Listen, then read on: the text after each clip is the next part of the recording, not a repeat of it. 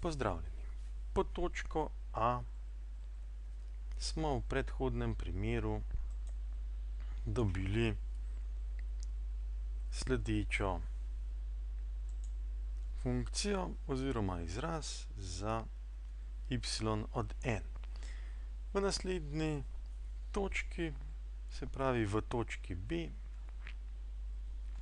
želimo določiti y od 5. Se pravi, to nas tule zanima. Za y0 je enako 100,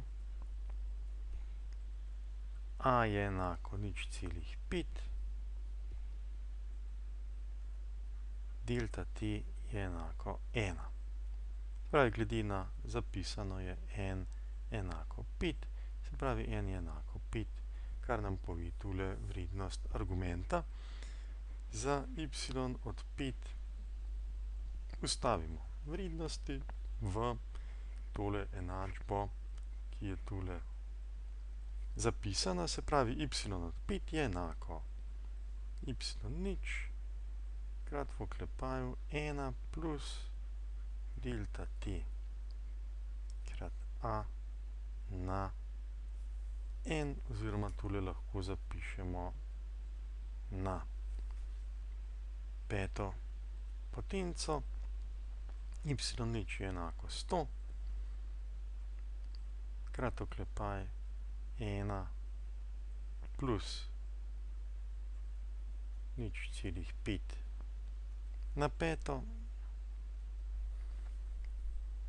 Dobimo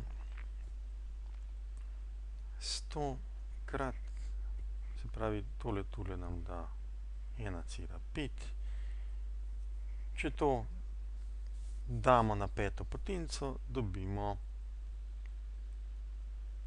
7,59375 in je naša vrednost, se pravi y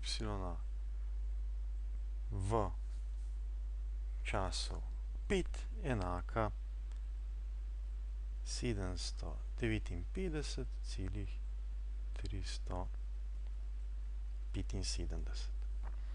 Takole, se pravi, v našem primeru je y od 5 enak 759,375. V točki C želimo določiti enačbo za količnik rasti.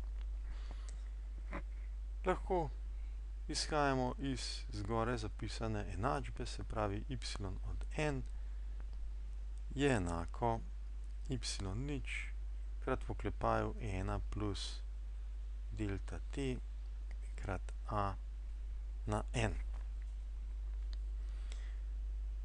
Zadevo lahko nekoliko preuredimo. Delim levo in desno stran enačbe z y0 in na levi dobim y od n vlomljeno y0, na desni pa v oklepaju 1 plus delta t krat a na n.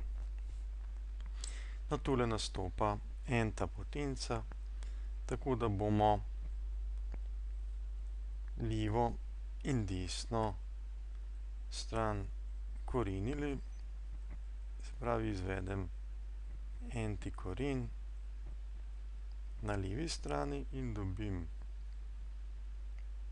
n-ti koren ulomka y od n vlomljeno y0, ki je enak 1 plus delta t krat a. Na nadaljevanju lahko zapišem, da je vrednost našega količnika a, se pravi a je v našem primeru enak, tule zapišem ulomkovo črto, se pravi n-ti koren ulomka y od n vlomljeno y nič minus 1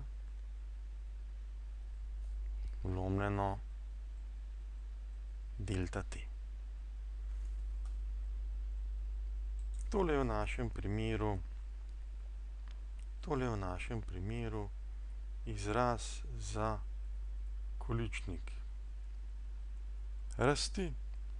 Na takle način lahko določimo količnik rasti, če poznamo začetno vrednost, neko vrednost ob času n in delta t. No, tule bomo v nadaljevanju, se pravi v točki č,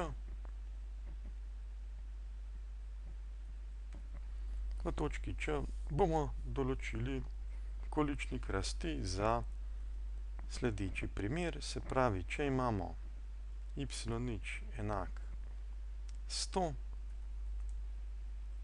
y od 5 enak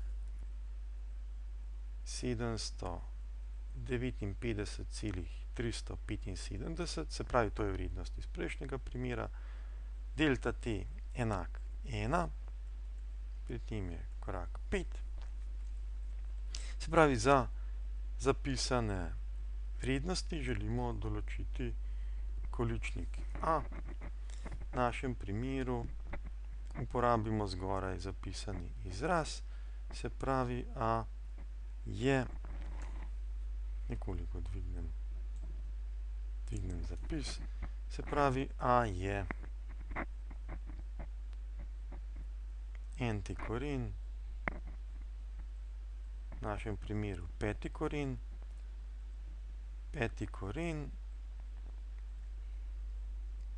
y od 5 je 759,375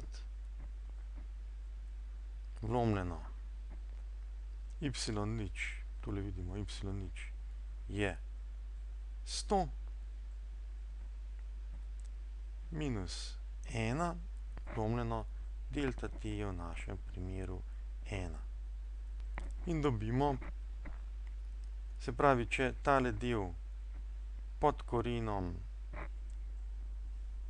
preračunamo in na to izračunamo peti koren tega izraza, dobimo vrednost 1,5 minus 1 vlomljeno 1 in dobimo vrednost 0,5.